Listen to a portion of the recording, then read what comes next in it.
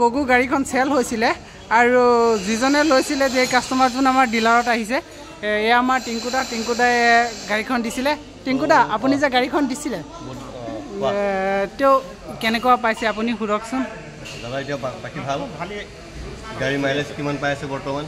230 পাই আছে 230 মানে আপুনি যদি ভালকে চলাই দিলে 245 ভিতৰত গাড়ী আহিব মোৰ তাত লাগি আছে 50 আহিব বুলি 50 আহিব ধন্যবাদ এতিয়ালে স্যার গাড়ীটো আমাৰ কন্ডিশন চাই লওক তেখেতে বনাইছে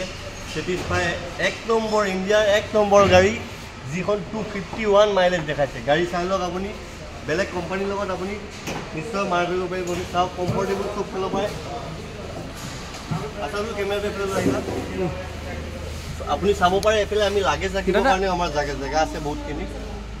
লাগেজ আছে লাগেজটো ৰাখিবৰ কাৰণে আমাৰ টেনচন নাই আৰু কমফৰ্টেবল সিট যাতে এফালে বহিলে মানুহ কমফৰ্টেবল তাতে কিবা অসুবিধা হয় নেকি মানুহ কেতিয়াবা কোনোবাই কয় নেকি যে সিটটো আপুনি ইয়াত বনোৱা কাৰণে কেতিয়াবা কাৰোবাৰ কিবা অসুবিধা নাই না অসুবিধা হয় মানুহ আপুনি টোটাল কেজন বহাই আছে মই দেখছোন 8 জন 9 জন এনেকা লৈ গৈ আছো 7 জন টোটাল কেপাসিটি কেজন আপুনি গম পাইছেনে কেজন পায় 7 জন এফালে 3 6 6 2 8 9 জন আপুনি অন দা স্পট পায় আছে যদি ঠেলা এসা হয় তেতিয়ালে আপুনি 11 জনলৈকে পাব পাৰে ঠিক আছে তো ধন্যবাদ বৰ্তমান আপুনি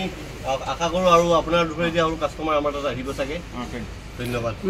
আৰু আমি যেহেতু ডিলাৰৰ পৰা কৈ দিছিলো আপোনাক 251 পাব বুলি এটো কোম্পানী মতে কিন্তু কোম্পানী মতে যিমানটো দেখুৱাই হিমানটো নাযায় কিন্তু পেসেঞ্জাৰলৈ আপুনি কিমান পাইছে আৰু এবাৰ কৈ দিয়ক